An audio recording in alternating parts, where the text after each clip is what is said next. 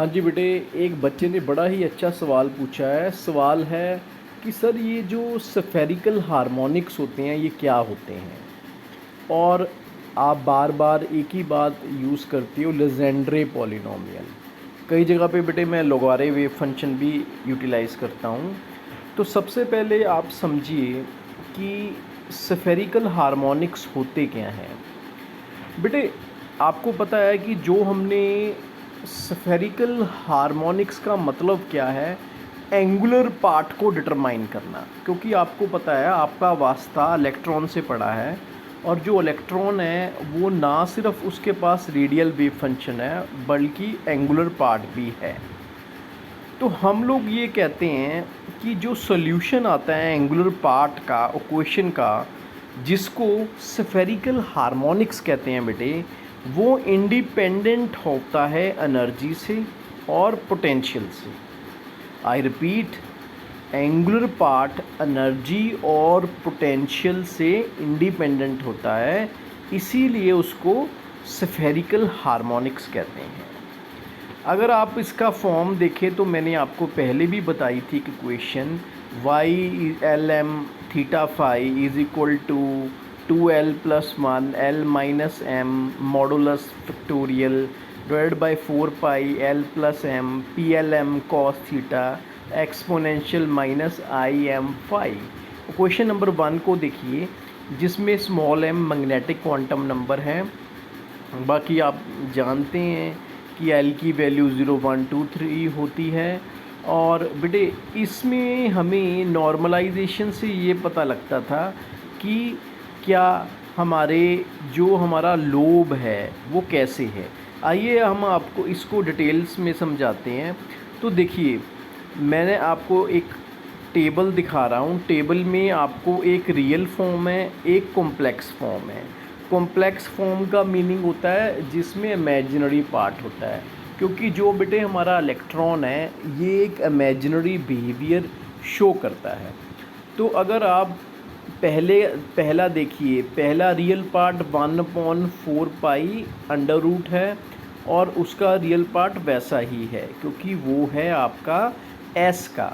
पर जैसे जैसे आप पी या डी ऑर्बिटल्स की तरफ बढ़ते हैं तो बेटे जो इनका स्फेरिकल हार्मोनिक्स की वजह से angular wave function role play करता है, तभी वो डंबल शेप बनता है।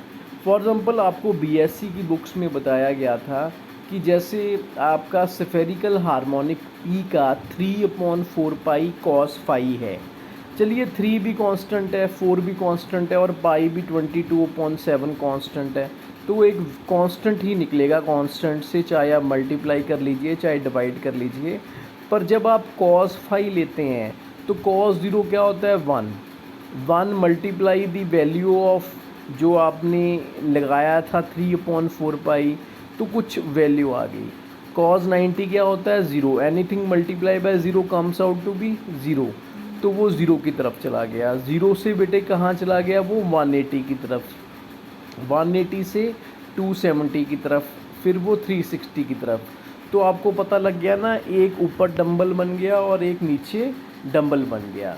तो अब हमारे पास जो फाई है, it is noted that the exponential iota M phi, जो हमारी इक्वेशन में फर्स्ट इक्वेशन में मैंने आइटा का पार्ट दिखाया है, that factors make the spherical harmonic complex in general.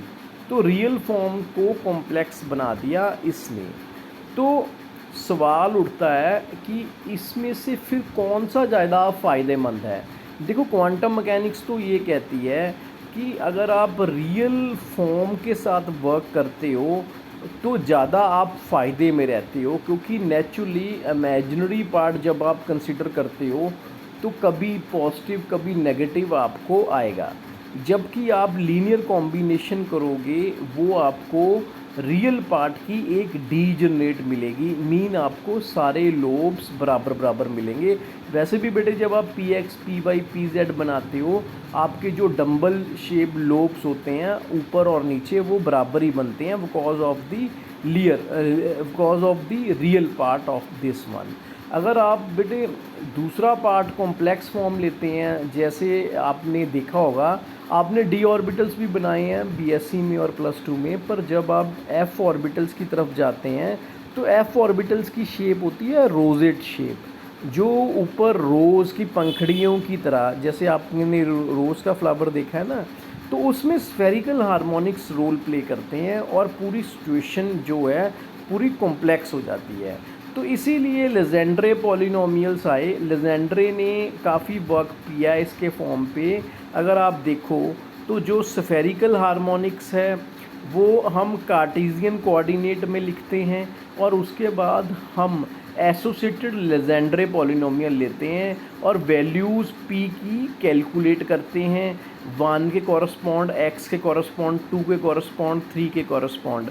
और बेटे ये जो एसोसिएटेड लेजेंड्रे पॉलिनोमियल है, ये जो हमारे अपर ऑर्बिटल्स हैं, एफ ऑर्बिटल्स हैं, या कह लो जी ऑर्बिटल, चलिए हम बात नहीं करते उसके बारे में अभी, वो इनके जो वेव फंक्शन है वो इसके कॉरस्पॉन्ड ही आपके क्लैरिफाई होते हैं।